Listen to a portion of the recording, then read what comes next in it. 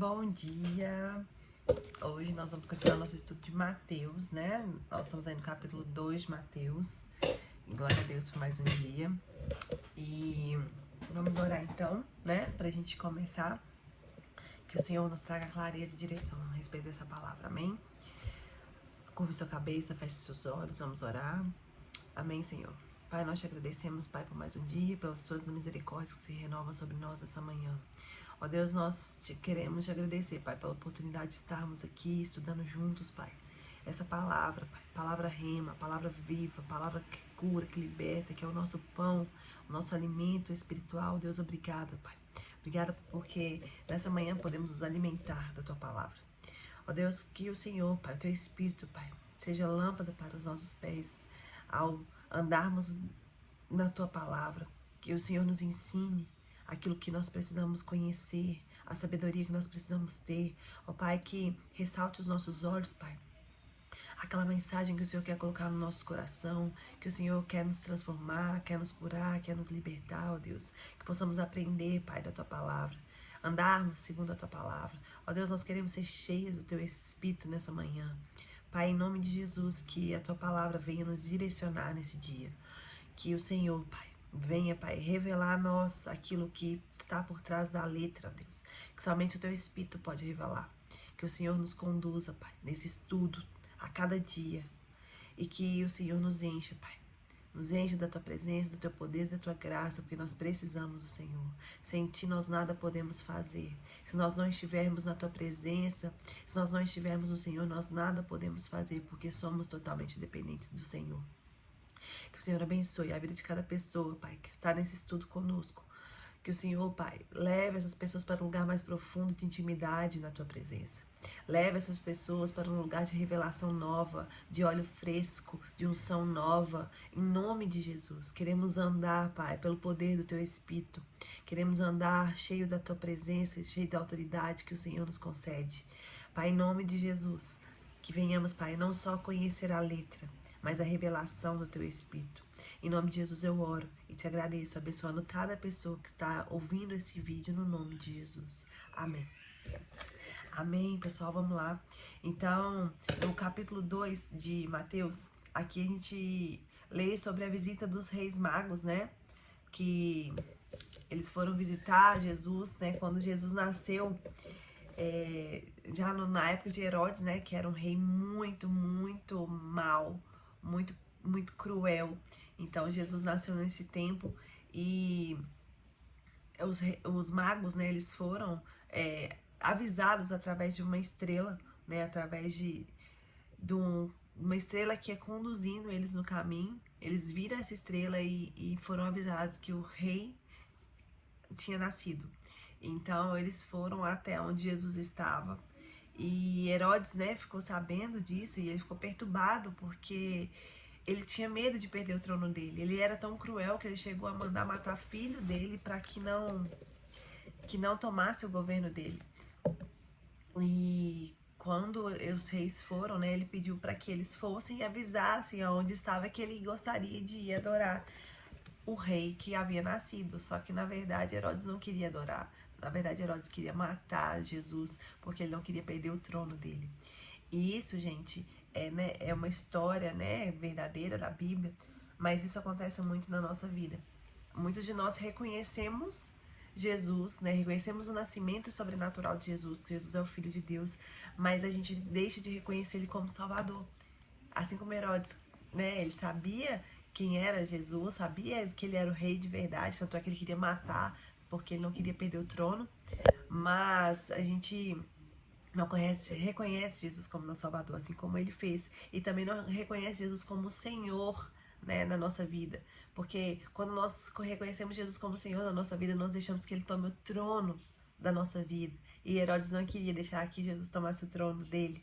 Então, por isso, ele mandou matar, né? Ele mandou matar todos os meninos da região ali de Belém, de abaixo de 2 anos.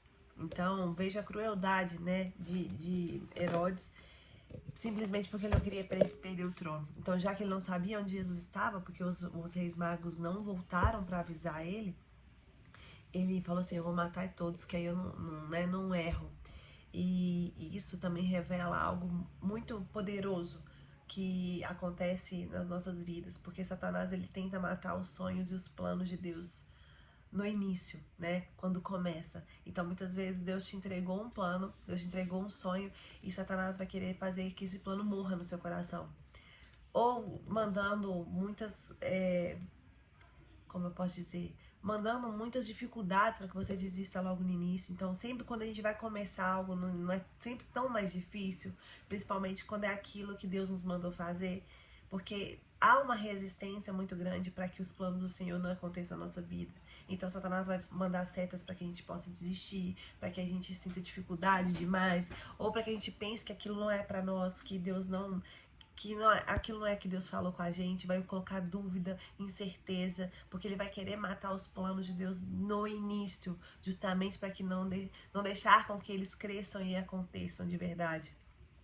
Então fique atenta, porque ele sempre vai tentar lutar no início das coisas, né, para que você desista, para que você paralise, para que você não acredite.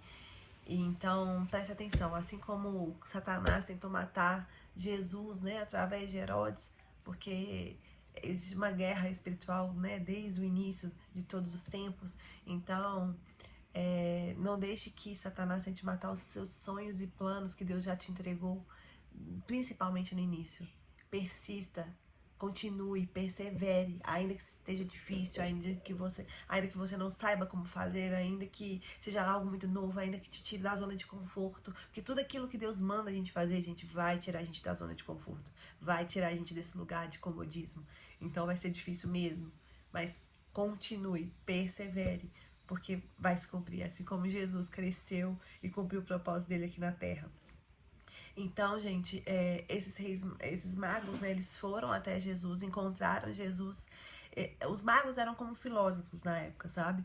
Então, eles eram muito estudiosos. Então, tudo que aconteceu na época de Jesus já tinha sido predito pelos profetas antes, né? Então, por exemplo, em Miqueias 5:2 já dizia que o governante nasceria em Belém, né? Jesus, o rei, nasceu em Belém.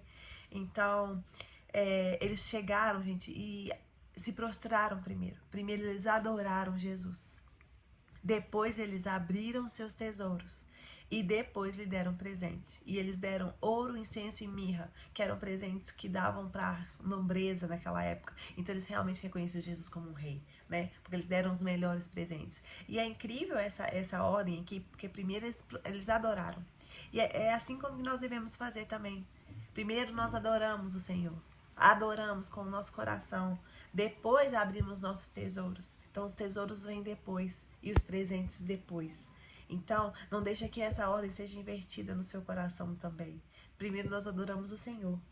As coisas vêm depois. Não deixe que os bens, o dinheiro, sejam adorados em primeiro lugar e tire o lugar de Jesus. Primeiro é Ele, a adoração primeiro é Ele. Depois vêm os nossos tesouros e os presentes. Assim também como tem que ser a nossa relação com Jesus. Primeiro nós adoramos o nosso coração, porque Deus não quer só os nossos bens materiais, não quer o nosso dinheiro em primeiro lugar. Primeiro Ele quer a nossa verdadeira adoração, para depois entregarmos aquilo que vem em segundo lugar na nossa vida. Então, continuando, né? Os magos, eles foram advertidos para não voltar, para não contar para Herodes onde estava Jesus. Então, eles retornaram à sua terra por outro caminho, eles enganaram Herodes. E Herodes ficou muito nervoso, então ele avisou, antes Deus avisou José, né? Mandou um anjo avisar ele, e é lindo como que Deus trabalhava com José nesse sentido de sempre mandar anjos avisá-lo. E aí eles falaram, fuja para o Egito. Tome o menino, pega sua mãe e fuja para o Egito. Fique lá até que Herodes morra, né? No caso, Herodes morreu, depois eles voltaram. Então eles foram para o Egito e ficaram até a morte de Herodes. Depois voltaram, né? Novamente, Deus avisou José e eles voltaram. Então Herodes ficou furioso que eles tinham fugido e não sabia onde estavam. Então ele mandou matar todas as crianças. Pensa que morte, né? Assim, que matança que ele fez. Mandou matar todos os meninos de 2 anos para baixo. E eu creio que, né, como foi triste para as famílias, né, perder seus filhos nessa época. Mas tudo tinha um propósito, né? Jesus veio para morrer por nós também. Então, até nisso, né? Olha como Deus faz tudo perfeito. Assim como muitas crianças foram mortas pela vinda de Jesus, Jesus também morreu por nós para resgatar todos na vida eterna.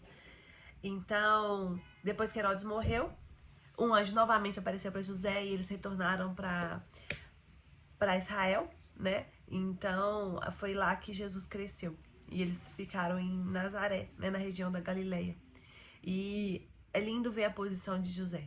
José, todas as vezes que o anjo aparecia para ele e Deus falava com ele, José obedecia prontamente. José não pensava duas vezes, ele simplesmente se levantava e fazia.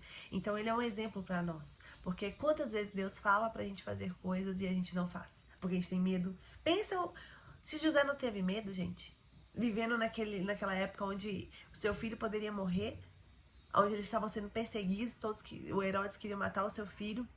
Eles foram para o Egito, uma terra onde não era deles, eles ficaram estrangeiros numa época, numa terra.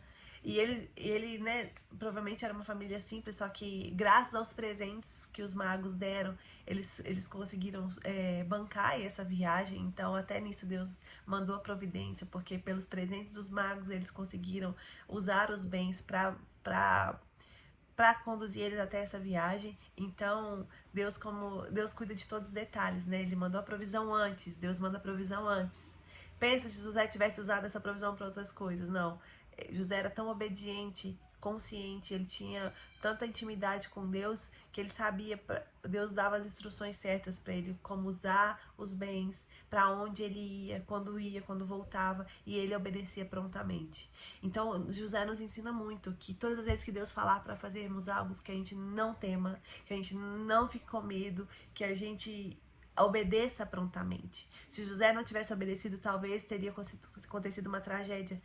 Só que ele não, ele foi obediente em todo o tempo, rápido em obedecer. E é assim que nós devemos ser ao ouvirmos a palavra de Deus a nosso respeito, uma direção que Deus dá, um não que Deus dá, uma ordem que Deus dá à nossa vida, ao nosso respeito, é na hora. Não devemos ficar assim, ai, eu vou esperar Deus confirmar. E ora 10.000 vezes, Deus confirma 10.000 vezes, até que Deus tem que dar uns tapas na cara pra gente acordar e falar assim, eu já falei, quantas vezes eu vou ter que repetir? Quantas vezes Deus dá direção, quantas vezes dá uma palavra pra você, Deus fala do seu chamado e você não acredita?